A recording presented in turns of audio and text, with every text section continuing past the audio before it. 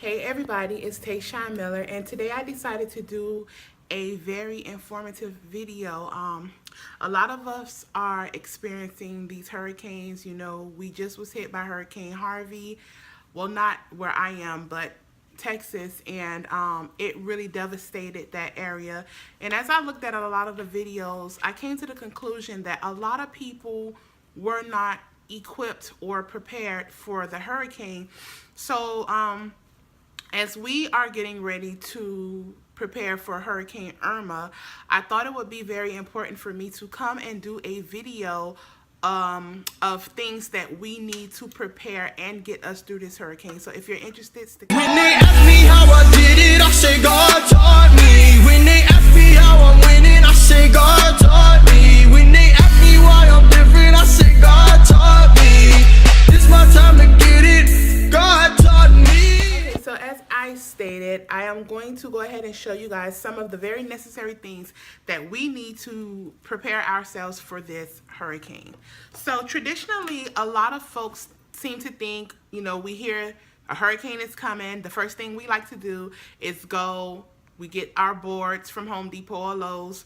We get our food from Walmart, Kroger, wherever we're going to go at. And that's fine, but there's other things that are super duper important, and I'm here to share those things with you guys.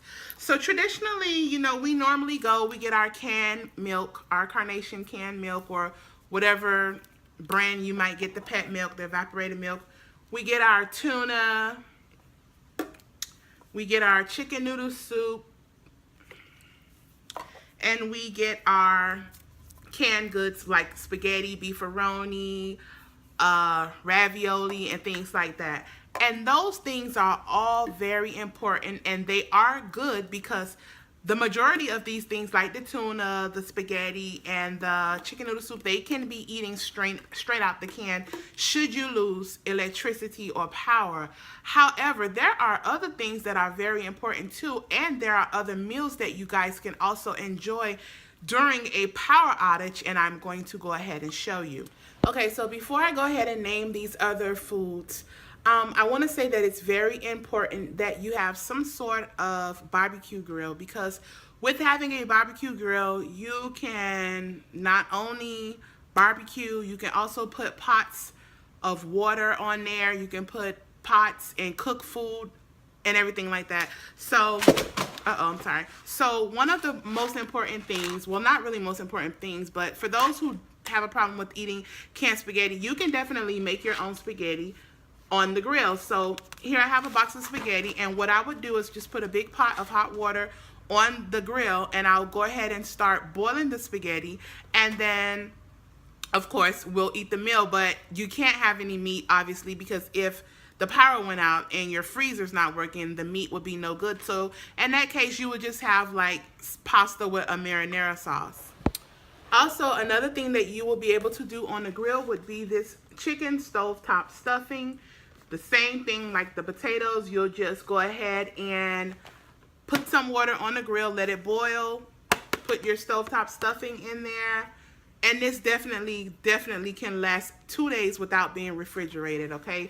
I eat this cold anyways. I don't like when I make mine. I don't know why, but for some reason after I make it, I don't like it when it's hot. I like it when it gets kind of clumpy and cold. So this will definitely be something tasty and delicious, and something that's not the same tuna, crackers, Ritz crackers, you know, peanut butter and jelly. It's to give you a different variety of meals. So here's some more favorite snacks of mine, and for those of you that do know, I am diabetic. I have to kind of watch my sugar intake. So I have here some iced oatmeal cookies. We all know these are delicious. They have oatmeal, which is very good for you. So this is a good thing. For those of you that have children, or even if you don't have children and you don't want to drink water, a good alternative would be some type of sip-ups, some type of Kool-Aid bottles like this, something that doesn't have to be refrigerated once it's open. Also, you want to make sure that you have plenty of bread. I got some raisin bread. I also have some regular bread as well. So for those of you that just have to have meat, besides the tuna, you know, you also can have the Vienna sausages. A lot of people like these. You just have to be careful with these because the sodium intake is like through the roof, and it's like this will instantly give you high blood pressure because it's super, super high in sodium. Also, I got some coconut water. Coconut water is very good too. You know, it's something different if you're tired of drinking the water, because no one knows how long, you know, when you're dealing with a hurricane, we don't know how long we would be without power. So this would be something definitely good as well. Also, since I am lactose intolerant, it's very good for me to have coconut milk on hand, because I can eat my cereal with this, and anything else that I would need milk for, I'll just dilute this and I'll use it as a milk substitute. For those who are lactose intolerant, I know we usually get the lactate-free milk that's refrigerated. However, if the power goes out, we don't have a refrigerator. That's not going to help us. So canned milk is very good to get, and so is the coconut milk. Now, since I am diabetic, I want to make sure I have plenty of snacks. These snacks are very, very, very delicious. These are crunchy rice rolls by Asian Inspirations. These are very, very delicious. They're only 30 calories per bar, and as you can see, they're pretty thick. Okay, they're pretty good, so you don't have to feel guilty or worry about, you know, your sugar intake with this, because they're 30 calories. And okay, now for the extremely important things. Documents. When people experience flooding, hurricanes, tornadoes, they always seem to lose documents, or they seem to get destroyed because of the water. Well, before the hurricane comes, tornado, or whatever storm comes, you should take all your personal things like Social Security cards, birth certificates, and you want to make sure you put them in some type of Ziploc baggie, and make sure that it is extremely tight when being closed, so that no water can seep through and your documents don't get destroyed.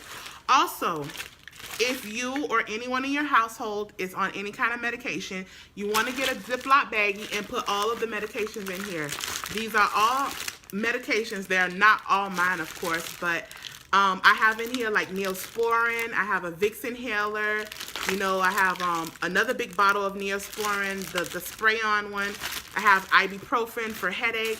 I even have eye medication in here that I've used in the past that I decided to put in this bag because it's still some good, number one. And number two, you know, you never know, anything can happen. I can get an eye infection, or someone can get an eye infection and they may need some, you know, medication. I have other things in here for my diabetes. I have for my daughter a thermometer in here. You know, you just never know. You just want to be well prepared, and you just want to also put this, like I said, in a nice Ziploc bag where it's zipped locked nice and tight, so should it flood, or you know, your house, things start getting wet in your house, the documents and the medicine doesn't get destroyed by the rain. It's safe. Now, the last couple of items that I will be showing, I feel is the most important part of this video, which is why I saved them for last. Definitely, you know, I'm in Florida, and we are of course surrounded by water, and there is a lot of people that don't know how to swim. And people seem to think that when we find out that we have hurricanes on the way, that the only thing they need to do is get snacks and get water and stuff, and that's really not the truth. You know, people who don't know how to swim, or if you have younger children, you need to make sure the first thing you do is go out and purchase life jackets. I'm going to show you 3 types of life jackets that I purchased for my family so that we can be safe. And although we all know how to swim except for my daughter, we still need some type of devices, because looking at what happened in Texas, you know, it just was really, really bad. It was awful. So here's the first device I got. This is some type of, yeah, so this is like, I guess what you do is you put this on your arms like so, You put it on your arms like this, and you lie on top of it, like your chest here, and it keeps you afloat. It's very thick, as you can see, and it's very, very sturdy. Also, I got some adult life jackets, which are the ones that they use, you know, when you're on a boat or you're on some type of cruise. By the way, I purchased all of these life devices from Walmart. These were $6. And the one that I previously just showed you was $8. Now, for my daughter, I wanted her to have a little bit more secure device. So her life jacket I brought was the one that's like a really good vest, and it's able to fasten on her. I really wanted to make sure that my baby is secure should we have a flood or anything like that. So, and it's very, very safe and secure for her. Also, guys, you want to make sure that you have at least 2 to 3 gallons of bleach. Bleach could be used for a numerous amount of things.